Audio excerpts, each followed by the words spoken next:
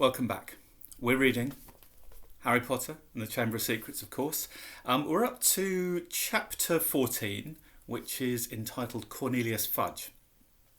At the end of the previous chapter, Harry had magically gone inside Tom Riddle's diary and believes now that it was Hagrid who previously opened the Chamber of Secrets, which is obviously pretty disturbing news for him, which he shared with Hermione and Ron. So let's crack on with chapter 14, Cornelius Fudge. Harry, Ron and Hermione had always known that Hagrid had an unfortunate liking for large and monstrous creatures. During their first year at Hogwarts, he had tried to raise a dragon in his little wooden house, and it would be a long time before they forgot the giant three-headed dog he'd christened Fluffy. And if, as a boy, Hagrid had heard that a monster was hidden somewhere in the castle, Harry was sure he'd have gone to any lengths for a glimpse of it. He probably thought it was a shame that the monster had been cooped up so long and thought it deserved the chance to stretch its many legs. Harry could just imagine the 13-year-old Hagrid trying to fit a lead and a collar on it.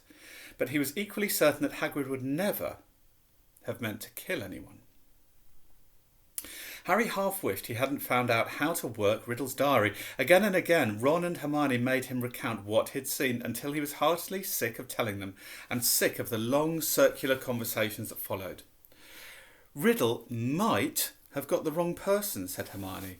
Maybe it was some other monster that was attacking people. How many monsters do you think this place can hold? Ron asked dully. We always knew Hagrid had been expelled, said Harry miserably, and the attacks must have stopped after Hagrid was kicked out. Otherwise, Riddle wouldn't have got his award. Ron tried a different tack. Riddle does sound like Percy. Who asked him to grass on Hagrid anyway? But the monster had killed someone, Ron, said Hermione. And Riddle was going to go back to some Muggle orphanage if they closed Hogwarts, said Harry. I don't blame him for wanting to stay here. Ron bit his lip, then said tentatively, You met Hagrid down Knockturn Alley, didn't you, Harry? He was buying a flesh-eating slug repellent, said Harry quickly. The three of them fell silent. After a long pause, Hermione voiced the knottiest question of all in a hesitant voice. Do you think we should go and ask Hagrid about it all? That'd be a cheerful visit, said Ron. Hello, Hagrid. Tell us, have you been setting anything mad and hairy loose in the castle lately? In the end, they decided that they wouldn't say anything to Hagrid unless there was another attack, and as more and more days went by with no whisper from the disembodied voice, they became hopeful that they would never need to talk about him, to talk to him about why he'd been expelled. It was now nearly 4 months since Justin and Nearly Headless Nick had been petrified, and nearly everybody seemed to think that the attacker, whoever it was, had retired for good. Peeves had finally got bored of his "O Potter, you rotter" song. Ernie Macmillan asked Harry quite politely to pass a bucket of leaping toadstools in herbology one day, and in March, several of the mandrakes threw a loud and raucous party in Greenhouse 3. This made Professor Sprout very happy. The moment they start trying to move into each other's pots, we'll know they're fully mature, she told Harry. Then we'll be able to revive those poor people in the hospital wing. The second years were given something new to think about during their Easter holidays. The time had come to choose their subjects for the third year, a matter that Hermione, at least, took very seriously. It could affect our whole future, she told Harry and Ron as they pored over lists of new subjects, marking them with ticks. Oh, I just want to give up potions, said Harry. We can't, said Ron gloomily. We keep all our old subjects, or Art of Ditch Defence Against the Dark Arts. But that's very important, said Hermione, shocked. Not the way Lockhart teaches it, said Ron. I haven't learned anything from him except not to set pixies loose. Neville Longbottom had been sent letters from all the witches and wizards in his family, all giving him different advice on what to choose. Confused and worried, he sat reading the subject list with his tongue poking out, asking people whether they thought arithmancy sounded more difficult than study of ancient runes. Dean Thomas, who, like Harry, had grown up with muggles, ended up closing his eyes and jabbing his wand at the list, then picking the subjects it landed on. Hermione took nobody's advice, but signed up for everything. Harry smiled grimly to himself at the thought of what Uncle Vernon and Aunt Petunia would say if he tried to discuss his career in wizardry with them. Not that he didn't get any guidance. Percy Weasley was eager to share his experience. Depends where you want to go, Harry, he said. It's never too early to think about the future, so I'd recommend divination. People say Muggle studies are a soft option, but I personally think wizards should have a thorough understanding of the non-magical community, particularly if they're thinking of working in close contact with them. Look at my father. He has to deal with Muggle business all the time. My brother Charlie was always more of an outdoor type, so he went for care of magical creatures. Play to your strengths, Harry. But the only thing Harry felt he was really good at was Quidditch. In the end, he chose the same new subjects as Ron, feeling that if he was rubbish at them, at least he would have somebody friendly to help him. Gryffindor's next Quidditch match would be against Hufflepuff. Wood was insisting on team practices every night after dinner, so that Harry barely had time for anything but Quidditch and homework. However, the training sessions were getting better, or at least drier, and the evening before Saturday's match, he went up to his dormitory to drop off his broomstick, feeling Gryffindor's chances for the Quidditch Cup had never been better. But his cheerful mood didn't last long. At the top of the stairs to the dormitory, he met Neville Longbottom, who was looking frantic.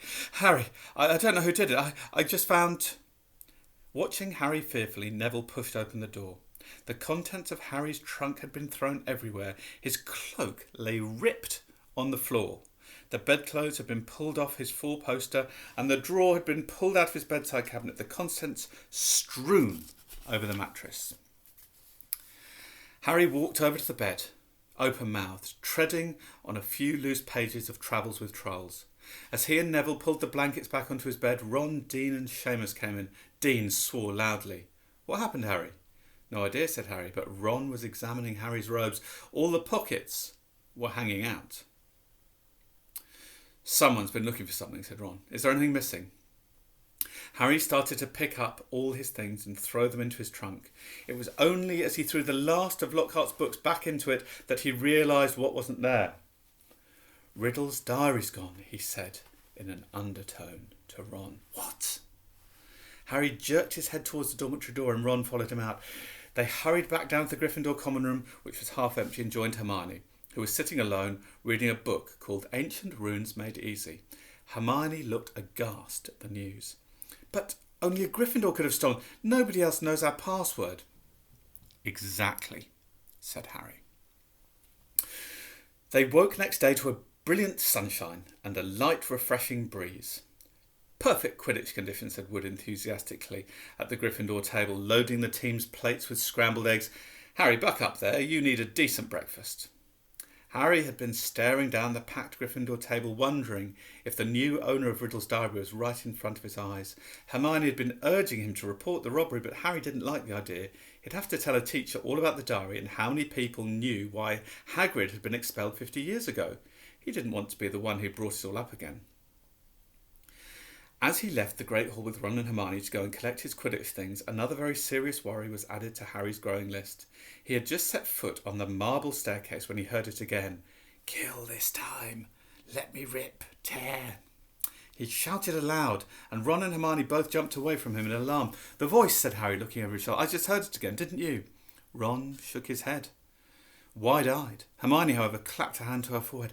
"Harry, I think I've just understood everything. Something even. I've got to go to the library."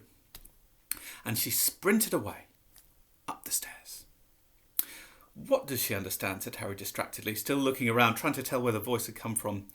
"Well, loads more than I do," said Ron, shaking his head. "But why's she got to go to the library?" "Because that's what Hermione does," said Ron, shrugging. "When in doubt, go to the library." Harry stood irresolute, trying to catch the voice again, but people were now emerging from the Great Hall behind him, talking loudly, exiting through the front doors on their way to the Quidditch pitch. "You better get moving," said Ron. "It's nearly 11. The match." Harry raced up to Gryffindor Tower, collected his Nimbus 2000 and joined the large crowd swarming across the grounds. But his mind was still in the castle, along with the bodiless voice, and as he pulled on his scarlet robes in the changing room, his only comfort was that everyone was now outside to watch the game. The teams walked onto the pitch to tumultuous applause. Oliver Wood took off for a warm-up flight around the goalposts.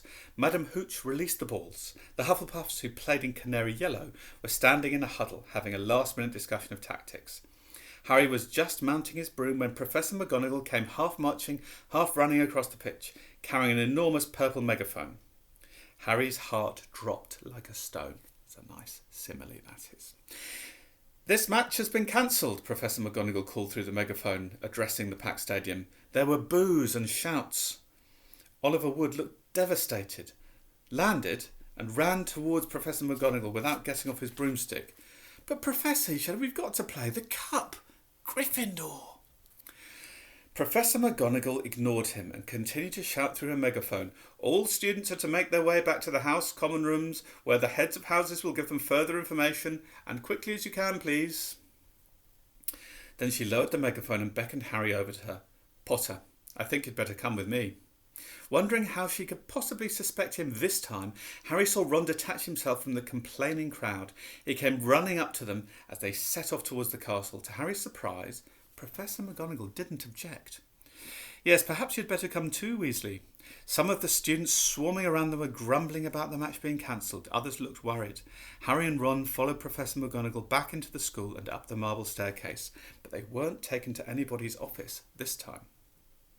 "This will be a bit of a shock," said Professor McGonagall in a surprisingly gentle voice as they approached the hospital wing. "There has been another attack. Another double attack."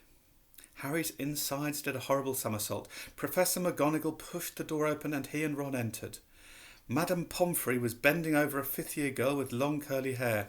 Harry recognised her as the Ravenclaw they'd accidentally asked for directions to the Slytherin common room. And on the bed next to her was... "Oh, Hermione!" Ron groaned. Hermione lay utterly still, her eyes open and glassy.